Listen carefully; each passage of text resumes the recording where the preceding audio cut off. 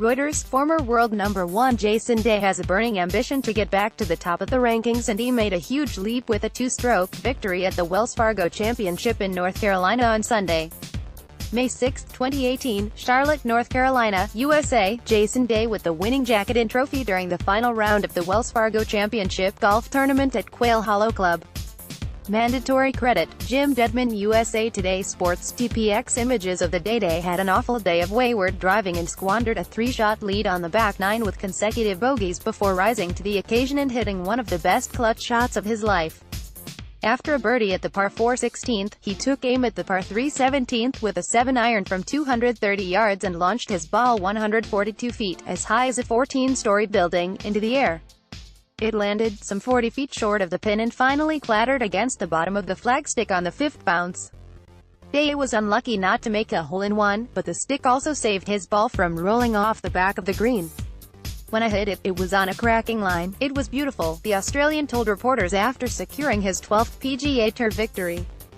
"And then it just had this massive bounce, hit on the downslope and fortunately hit the pin, which was nice, and went to about 2 or 3 feet. May 6, 2018, Charlotte, North Carolina, USA. DAYDay and his family pose on the 18th green with the trophy during the final round of the Wells Fargo Championship golf tournament at Quail Hollow Club. Mandatory credit, Jim Dedmon-USA. Today Sports, things like that is what you need to win golf tournaments.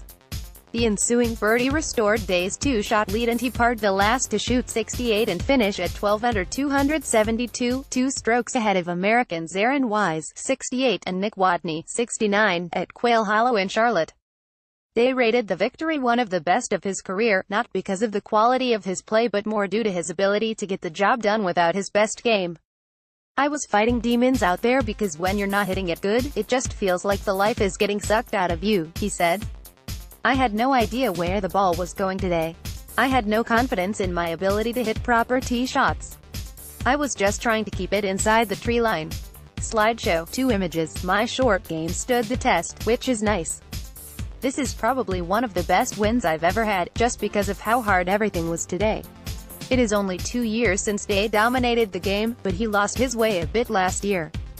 A win at Torrey Pines in January showed that he was back in business, and his Quail Hollow victory is projected to elevate him to 7th in the world rankings. I got burnt out being number 1, said the 30-year-old. You've got to give a lot of time to a lot of people and sometimes you don't get a lot of time to yourself. Last year was a good kick in the butt, not playing great and then seeing a lot of the other guys succeed. So I really kind of rededicated myself to getting back to number 1. This is a good kick in the right direction having 2 wins this kind of early in the season. My next step is to try to win a major this year." Reporting by Andrew Both in Cary, North Carolina. Editing by Ken Ferris, Ian Ransomore Standards. The Thomson Reuters Trust Principal.